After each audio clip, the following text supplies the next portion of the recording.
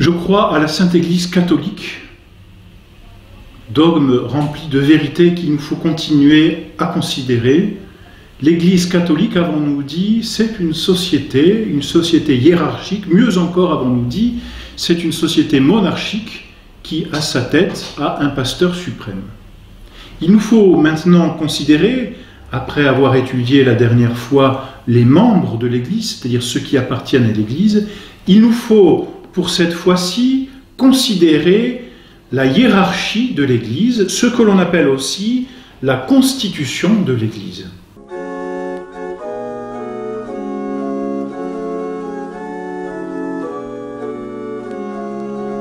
L'Église est un corps social, c'est un corps hiérarchique.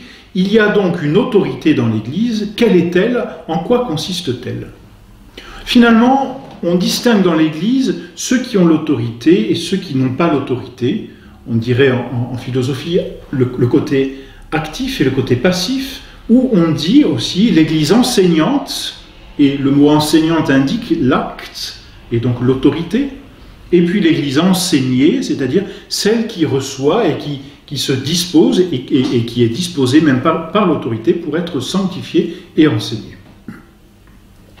La hiérarchie, c'est précisément l'Église enseignante.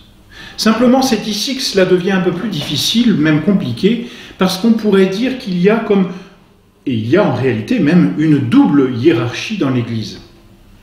Alors c'est difficile parce qu'elles sont distinctes, et il ne faut pas les confondre, mais concrètement, elles s'entremêlent l'une l'autre. Distinguons-les tout d'abord. Il y a une double hiérarchie. Il y a d'abord une hiérarchie fondée sur le pouvoir d'ordre, car vous vous souvenez, notre Seigneur a donné à ses apôtres une triple mission auquel il a attaché 3 ordres, 3 pouvoirs. Donc il y a une première hiérarchie qui est fondée sur le pouvoir d'ordre, qui est le pouvoir de sanctifier, l'ordination. Et là, on distingue les évêques qui ont la plénitude de l'ordre, des prêtres qui ont le sacerdoce et qui peuvent vraiment consacrer, mais qui n'ont pas la plénitude du sacerdoce. Et en dessous du prêtre, on distingue encore les différents ministres de l'Église. Voilà donc pour cette hiérarchie fondée sur le pouvoir d'ordre, le pouvoir de sanctifier. Il y a les évêques qui ont la plénitude de l'ordre et les prêtres et tous les autres ministres. L'autre hiérarchie est fondée, elle, sur le pouvoir de gouverner et d'enseigner. Et c'est celle-là que nous allons considérer plus principalement, parce que c'est elle qui fait la constitution de l'Église, puisqu'il s'agit de gouverner. Et donc c'est là qu'apparaît davantage la hiérarchie. Mais cette hiérarchie ne nie pas pour autant l'autre hiérarchie. La hiérarchie fondée sur le pouvoir de gouverner, sur le pouvoir d'enseigner, se distingue entre, d'une part, le pape et d'autre part, les évêques. C'est eux l'Église enseignante, c'est eux la hiérarchie. Les prêtres et les fidèles appartiennent à l'Église enseignante, encore que les prêtres aient une mission qu'ils tiennent directement de leur évêque, ce que n'ont pas les fidèles. Donc les prêtres sont, peut-on dire, un peu à cheval, mais dans le pouvoir que l'on appelle le pouvoir de juridiction, qui est un pouvoir de gouverner, un pouvoir d'exercer légitimement une fonction spirituelle, il y a le pape d'une part, les évêques d'autre part.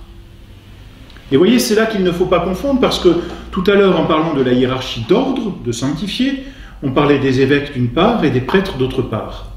Et quant au pouvoir d'ordre, le pape n'a pas plus de pouvoir que les autres évêques. Quant au pouvoir d'ordre. Mais quant au pouvoir de gouverner, là on distingue d'une part le pape, qui a un pouvoir plus grand, un autre pouvoir, peut-on dire, et les évêques, qui ont un autre pouvoir que celui du pape. La constitution de l'Église repose sur le pape et les évêques, eux-mêmes étant en dépendance du pape. Le pape, appelé le pasteur universel, le Saint-Père, qui est aussi l'évêque de Rome, le pape, a un pouvoir universel, c'est-à-dire qui s'étend sur l'univers. Attention, il faut bien le comprendre. Le pape n'a pas un pouvoir sur l'univers entier, en ce sens qu'il pourrait faire tout et n'importe quoi sur l'univers. Quand on dit qu'il a un pouvoir universel, il a un pouvoir universel sur tous les membres de l'Église. À proprement parler, le pape n'a pas de pouvoir sur ceux qui n'appartiennent pas à l'Église. Ils n'appartiennent pas à sa société. On n'a de pouvoir que sur sa société. Donc le pape a un pouvoir universel sur toute l'Église, et ce pouvoir, il le tient de notre Seigneur Jésus-Christ lui-même, tout comme Saint Pierre le tient de notre Seigneur. Le pouvoir du pape est donné par notre Seigneur. Certes, dit-on, et on le voit, le pape est élu par un collège de cardinaux. Ils se réunissent, quand un pape est décédé, les cardinaux se réunissent et élisent un nouveau pape. Ce collège, on l'appelle le Sacré Collège, ce sont les cardinaux, et les cardinaux, ce sont les conseillers du pape, qui sont évêques ou qui peuvent ne pas être évêques d'ailleurs. Les cardinaux, c'est ce collège qui vient aider le pape dans ses fonctions. C'est le conseil du pape, si l'on peut dire. Les cardinaux donc se réunissent et élisent un pape. Mais ce ne sont pas les cardinaux qui donnent au pape son autorité. Ce ne sont pas les cardinaux qui délèguent au pape quelque chose de leur autorité. Pas du tout. L'Église n'est pas une démocratie. Elle est une monarchie. Et l'autorité du pape vient de Dieu. C'est-à-dire que les cardinaux désignent un candidat, le candidat accepte ou non cette désignation, et quand il accepte, il reçoit l'autorité, non pas des cardinaux, mais de Dieu lui-même, de notre Seigneur Jésus-Christ. Et c'est en fonction de cette autorité qui lui vient d'en haut qu'il devient pape, et c'est alors que les cardinaux, c'est comme cela que ça se passe dans une élection papale, les cardinaux viennent se prosterner et reconnaître l'autorité supérieure du pape. Le pape n'est donc pas le simple égal de tous les autres cardinaux, et encore moins des évêques.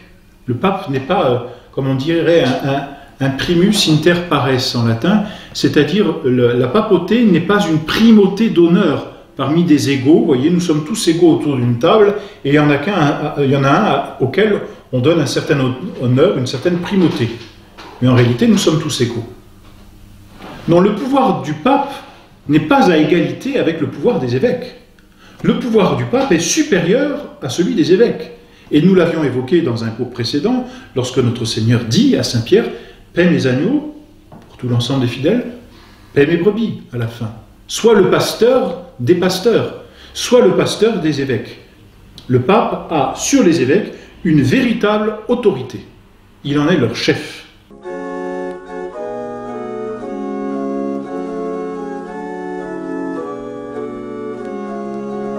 Voilà donc pour ce qui constitue le chef de l'Église catholique, le pape. Dans cette autorité de juridiction, fondée sur le pouvoir de gouverner et d'enseigner, nous avons dit, il y a d'une part le pape et d'autre part les évêques. Les évêques ont dans l'Église une véritable autorité. Ils sont les successeurs des apôtres en tant qu'évêques. En étant les successeurs des apôtres, ils ont un véritable pouvoir de gouverner dans l'Église, mais attention, ce pouvoir est une dépendance. Ils tiennent leur pouvoir du pape. C'est-à-dire que le pape, qui a un pouvoir universel sur l'Église, confie une partie de ce pouvoir à un évêque en lui attribuant un diocèse, c'est-à-dire une portion de son troupeau. Ainsi donc, l'évêque a un pouvoir qui lui vient directement du pape. Il tient son autorité dans son diocèse du pape. Bien sûr, dans son diocèse, l'évêque est le législateur. L'évêque est le véritable régent de son diocèse. Mais attention, il tient son autorité du pape, en dépendance du pape. Et il est important de le souligner parce que l'évêque n'a donc pas le même pouvoir que le pape. Voilà pourquoi, d'abord, un évêque n'a pas le pouvoir de s'attribuer n'importe quel gouvernement. Justement, si un évêque s'attribuait par lui-même une portion de gouvernement, il deviendrait schismatique. C'est-à-dire qu'il se couperait de l'autorité du pape. C'est cela le schisme. C'est quand on s'attribue un gouvernement en dehors de ce que le pape donne. C'est-à-dire qu'on ne met pas son pouvoir de gouverner dans la dépendance de celui du pape et donc de notre Seigneur Jésus-Christ. Alors un évêque qui chercherait cette indépendance en matière de gouvernement, c'est entendu, eh bien cet évêque deviendrait schismatique. Il se couperait de l'Église, tout simplement.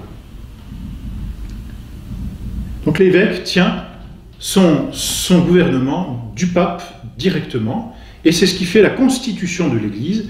Il y a un pape, un seul pasteur, qui n'a pas besoin des évêques pour gouverner, qui peut gouverner seul, et par là on s'oppose à cette notion moderne de collégialité qui voudrait que le gouvernement dans l'Église se fasse par tous les évêques et au nom de tous les évêques. Non, l'Église est monarchique, tu es Pierre, et en disant cela, notre Seigneur s'adresse à Saint-Pierre et non pas au collège des apôtres, et sur cette pierre je bâtirai mon Église. C'est à Saint-Pierre seulement qu'il dit « paie mes brebis », et donc c'est sur le pape que se fonde toute l'autorité dans l'Église, ou que découle toute l'autorité de l'Église, le pape tenant lui-même son autorité de notre Seigneur Jésus-Christ, puisque le pape est le vicaire de notre Seigneur Jésus-Christ, nous l'avons déjà dit, sa seule mission c'est de continuer la mission de notre Seigneur Jésus-Christ par la foi, et c'est ce qui définit le pape, par la foi et les sacrements. Et tout son gouvernement n'est centré que sur la foi et les sacrements. Voilà donc pour la constitution de l'Église.